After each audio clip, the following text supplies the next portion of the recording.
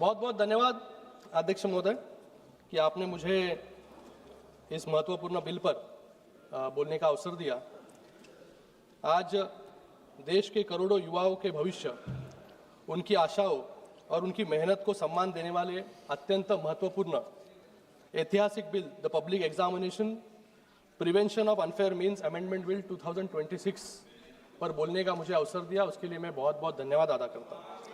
आज मैं अपने भाषण की शुरुआत उन 21 युवाओं को श्रद्धांजलि देते हुए करना चाहता हूँ जिन्होंने पेपर लीक से हताश होकर आत्महत्या कर ली। आज मैं यहाँ पर सिर्फ अपनी पार्टी की ओर से नहीं बल्कि करोड़ों छात्रों की उम्मीद और उनके लिए यहाँ पर खड़ा हूँ जो रात दिन एक करके एंट्रेंस एग्जाम की तैयारी करते हैं। मैं उस माँ के लिए यहाँ पर खड़ा हूँ जिस माँ ने अपने बेटे के बेटी की पढ़ाई के लिए अपने गहने तक बेच दिए। मैं उस पिता के लिए खड़ा हूँ जिसने साहूकार से भारी कर्जा लिए ताकि उसका बेटा उसकी बेटी आगे जाकर इस नीट की एग्ज़ाम हो या अलग कोई एग्ज़ाम हो, डॉक्टर बने, इंजीनियर बने, अफसर बनेगा और अपनी परिवार को गरीबी से बाहर निकालेगा। महोदय, मैं सिर्फ एक जनप्रतिनिधि नहीं हूँ, मैं एक डॉक्टर भी हूँ। यहाँ पर नीट की तैयारी करने के लिए कितनी जद्दोजहद, संघर्ष बच्चों को करना पड़ता है, उसके बाद वो नीट की एग्ज़ाम जो है पास होते हैं। नीट की एग्ज़ाम पास होने के बाद डॉक्टर बनने के लिए भी 10-10 साल, 12-12 साल उनको पढ़ाई करनी पड़ती है। तो ये संघर्ष से जो है एक व्यक्ति यहाँ पर डॉक्टर बनता है, इंजीनियर बनता है। जब पेपर लीक होता है महोदय, तो सिर्फ एक छात्र का सपना नहीं टूटता, उसके पूरे परिवार की हिम्मत टूटती है। आज इसी व्यवस्था का पक्का इलाज का काम इस ऐतिहासिक बिल के माध्यम से यहाँ पर होने जा रहा है। अध्यक्ष महोदय, मैं यहाँ पर प्रधानमंत्री जी का धन्यवाद व्यक्त करूंगा कि आज यहाँ पर एक शक्तिशाली बिल लाने का काम सरकार के माध्यम से हुआ है। मैं महाराष्ट्र से आता हूँ और वहाँ के इतिहास, साहित्य और संस्कृति में शिक्षा और न्याय का वास है। महोदय, महाराष्ट्र वो पुण्यभूमि है जिसने पूरे देश को शिक्षा का मार्ग दिखाया।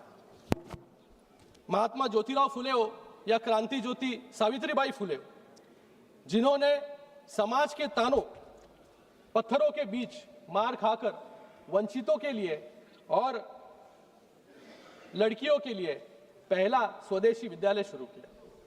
राजश्री छत्रपति शाहू महाराज ने कोल्हापुर में मुफ्त और अनिवार्य प्राथमिक शिक्षा लागू कर देश के सामने एक बड़ा आदर्श खड़ा किया। मैं उस महाराष्ट्र से आता हूँ जहां पर डॉक्टर बाबा साहेब अम्बेडकर जी ने हमें मूल मंत्र दिया था, शिक्षित बनो, संगठित रहो और संघर्ष करो। बाबा साहब ने हमें सिखाया कि अन्याय के खिलाफ लड़ना हमारा लोकतांत्रिक अधिकार है। आज जो युवा अपने भविष्य के लिए संघर्ष कर रहे हैं, मैं उनसे कहना चाहता हूं कि शांतिपूर्वक तरीके से अपने हक की मांग करना और अपनी आवाज उठाना हमारी महान संस्कृति का हिस्सा रहा है। हमारी सरकार आपके इस संघर्ष में पूरे ताकत के साथ आपके साथ में खड़ी है। हम युवाओं के इस आक्रोश का केवल आंदोलन नहीं मानते, बल्कि शिक्षा व्यवस्था में एक ऐतिहासिक बदलाव का अवसर मानते हैं। यह केवल एक विरोध नहीं है, बल्कि एक सुरक्षित और पारदर्शी व्यवस्था के निर्माण की शुरुआत है। आज मैं इस सदन के माध्यम से अपने देश के हर एक युवा को बहुत ही भावनिक अपील यहां पर करना चाहूंगा कि कोई भी एक परीक्षा जो है आपकी जिंदगी यहां पर तय नहीं कर सकता। कोई एग्जाम में आप फेल हो जाए तो आप जो यहां पर आत्महत्या जो करते हैं, मुझे लगता है उसके पहले अपने परिवार के बारे में, अपने देश के बारे में भी आपको सोचना बहुत जरूरी है।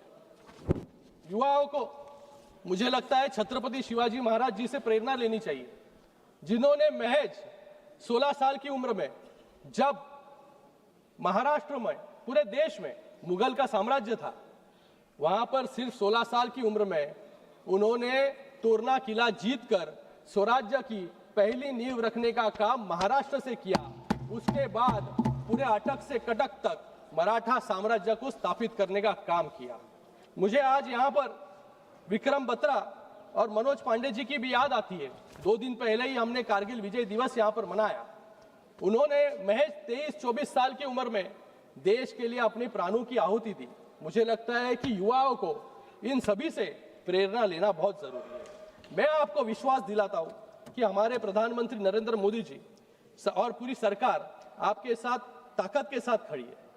पेपर लीक की घटनाओं के तुरंत बाद हमारी सरकार ने रिकॉर्ड समय में ऐसे कड़े कानून बनाए, निर्णय लिए कि जिससे आने वाले समय में पेपर लीक जैसी घटनाएं न हो। हमने सिर्फ निंदा नहीं की बल्कि सिस्टम की सफाई की। सीबीआई ने तुरंत एक्शन लिया। दिल्ली से लेकर पुणे तक 14 एक्यूज को जेल में डालने का काम किया। एनटीए में 47 अधिकारियों को टर्मिनेट करने का काम किया। इसे कहते हैं नैतिकता, और नैतिकता है इस सरकार में। इसलिए हमारे शिक्षा मंत्री धर्मेंद्र प्रधान जी ने इस्तीफा ताकीद दिया। खुद ने आपके वजह से नहीं दिया, आपके वजह से नहीं दिया। पेपर लीक खुद की जिम्मेदारी ली और उस जिम्मेदारी का निर्वहन करने का काम जो है सरकार के माध्यम से आज यहां पर हो रहा है। पेपर लीक एक्यूज को जल्द से जल्द सजा दिलाने के लिए फास्ट ट्रैक कोर्ट बनाया गया। आज इस ऐतिहासिक बिल के जरिए हम शिक्षा माफियों को सिर्फ जेल की सलाखों के पीछे नहीं, बल्कि उनको कठोर आर्थिक जुर्माना लगाने का काम भी यहां पर हम लोग कर रहे हैं। हमारा लक्ष्य सिर्फ अपराधियों को पकड़ना नहीं है, बल्कि बच्चों का कीमती साल बचाना भी है। बिना समय बर्बाद किए नीट का पेपर लीक होने के बाद 37 दिनों में नीट का री एग्जामिनेशन किया गया। 25 दिनों में रिजल्ट जो है यहां पर घोषित किया गया, जिससे छात्र का एक भी साल जो है बर्बाद न हो। ऐसे कड़े कदम जो है सरकार ने यहां पर लिए।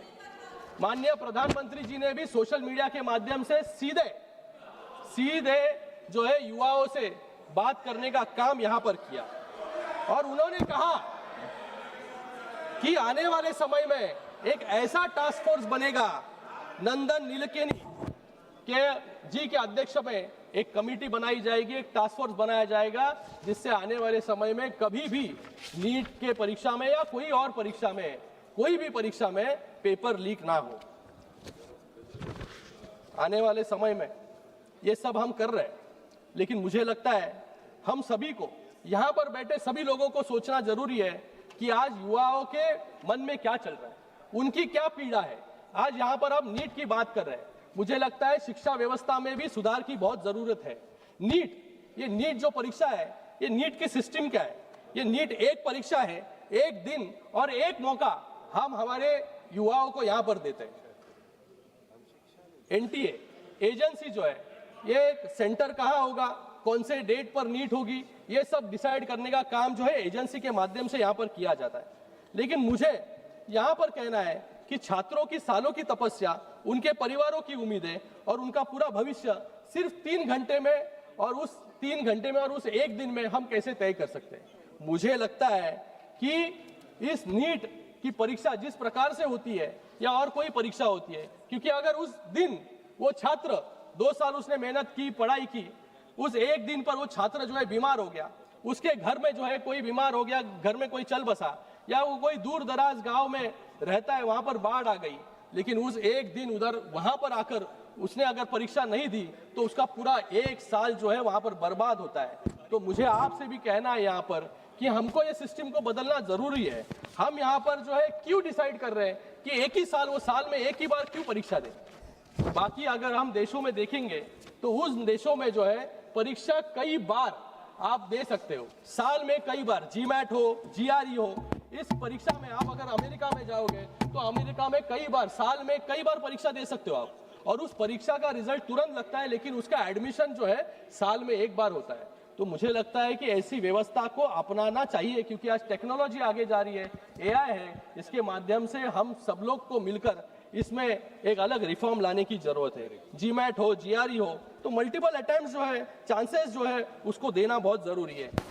लव कृष्णा जी ने यहाँ पर कहा कि एक बैंक बनाया जाए, क्वेश्चन बैंक।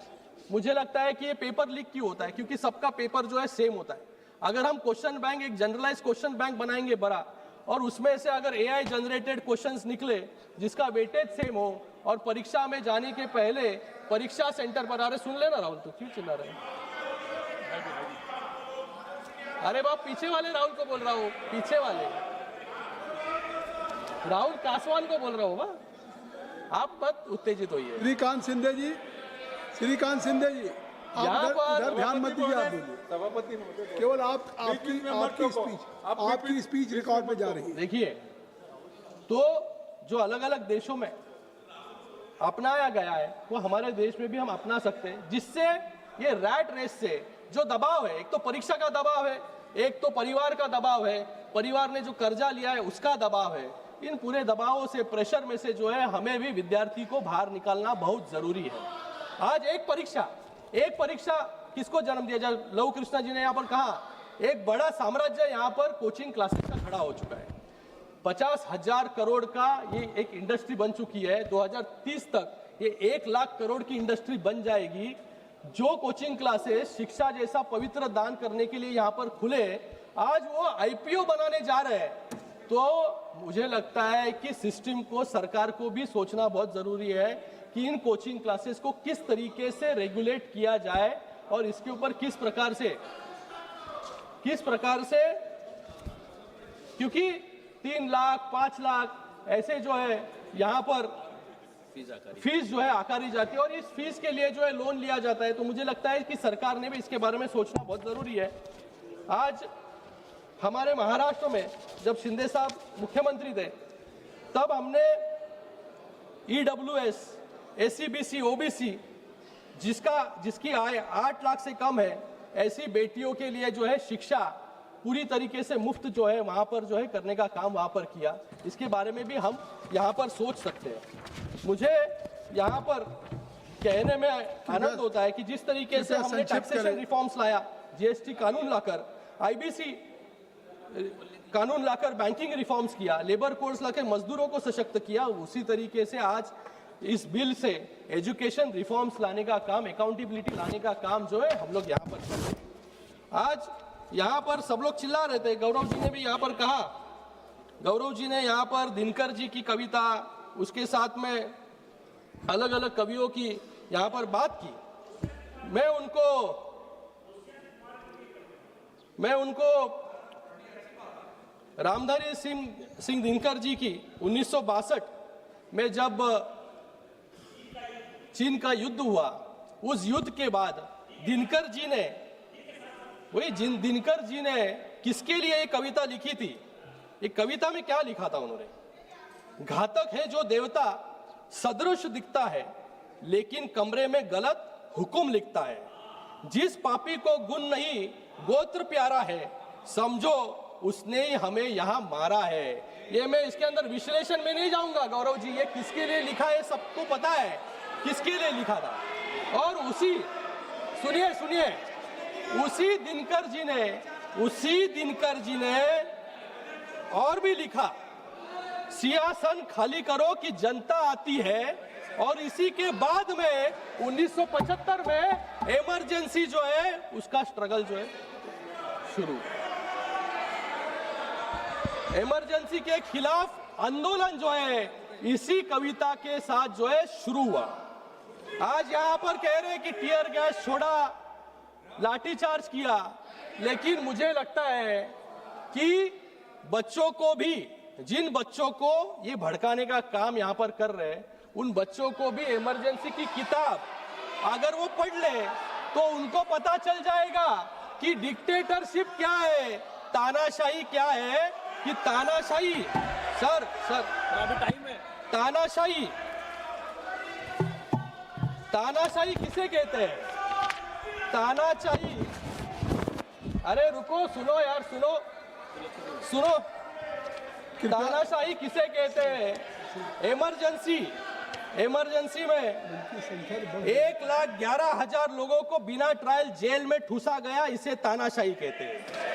अकेले मीसा में 35,000 लोगों को डिटेन किया, जिनमें 13,000 राजनेता थे, इसे तानाशाही कहते हैं। शाह कमीशन ने साफ कहा, इमरजेंसी का मकसद विपक्ष की आवाज कुचलना था, इसे तानाशाही कहते हैं। एमनेस्टी इंटरनेशनल ने के अनुसार कस्टडी में कम से कम 22 लोगों की मौत हुई, इसे तानाशाही कहते हैं।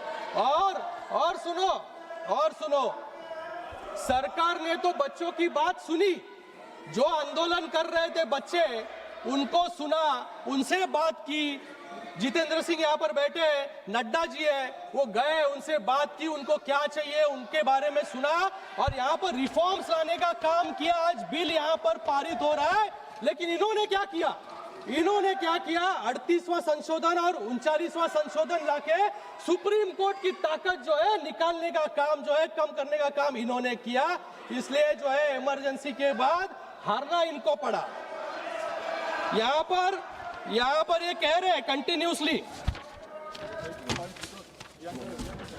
यहाँ पर गौरव जी कह रहे थे कि हम युवाओं के साथ हैं, हम विद्यार्थी के साथ हैं। अरे विद्यार्थियों को तो पूछो वो आपके साथ है कि नहीं। 37 दिन तक जंतर मंतर नहीं गए, इनको 37 दिन तक जंतर मंतर नहीं गए क्योंकि इनको डर था कि आप जैसी और एक पार्टी तो तैयार नहीं हो जाएगी। तो जेन जी के भाषा में मैं, अरे सुनो यार, समाप्त करें, सुनने की आदत रखो। जेन जी की भाषा में विपक्ष के आंदोलन को एक समराइज करना चाहूंगा मैं जेन जी के भाषा में। 37 दिन तक तो ये जंतर मंतर नहीं गए, तो इनको MIA हो गया। MIA क्या है? MIA missing in action. तो 37 दिन तक हमने कुछ नहीं किया, तो कुछ तो करना चाहिए। जंतर मंतर तो नहीं जा सकते, तो हम जाते हैं प्रधानमंत्री जी के आवास के सामने और वहां पर जाके आंदोलन करते हैं।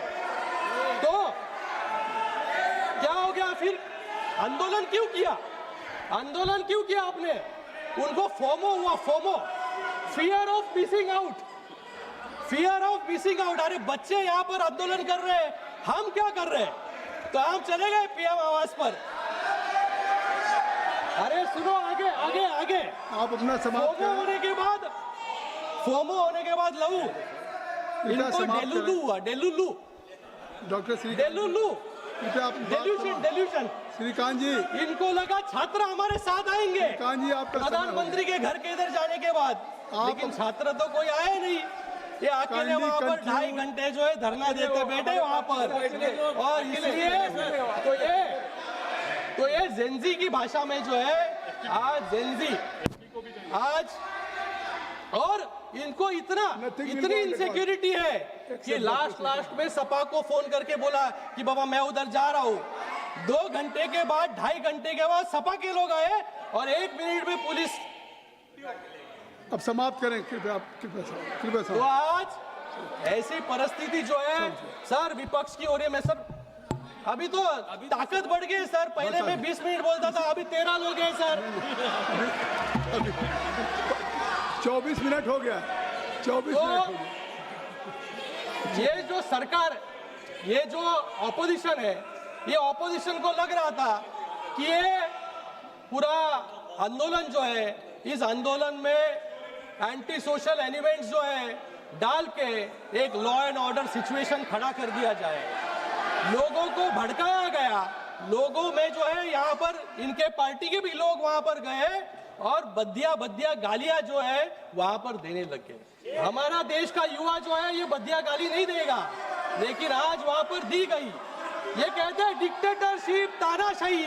अगर डिक्टेटरशिप, तानाशाही होती तो यहाँ पर जो रील बनाए प्राइम मिनिस्टर महोदय के विरोध में, यहाँ पर गालियां दी उनको, उनके माँ के ऊपर गालियां दी, CRPF को गाली दी, सेना को गाली दी, पुलिस को गाली दी। अगर डिक्टेटरशिप नहीं होती यहाँ पर तो ये गाली देने की हिम्मत कोई करता नहीं। आज यहाँ पर जो है डेमोक्रेसी है, इसलिए हमने स्टूडेंट के साथ बात की, स्टूडेंट्स को बुलाया, उनके बारे में उनको क्या चाहिए ये सुना, और आज तो उनके ऊपर के मुकदमे भी हमने वापस ले लिए। इसे डेमोक्रेसी कहते हैं। कृपया समाप्त डेमोक्रेसी को कुचलने का कृपया काम जो है इमरजेंसी के वक्त हुआ। तो इसलिए मैं आज यहाँ पर इस बिल का पूरी ताकत के साथ समर्थन करता हूँ। बहुत बहुत और थोड़ी बुद्धि जो है इनको आ जाए, धन्यवाद। इसके बारे में भी भगवान से प्रार्थना करता हूँ। धन्यवाद। जय हिंद। Shrimati Priyanka Gandhi Vadra Shrimati, thank you.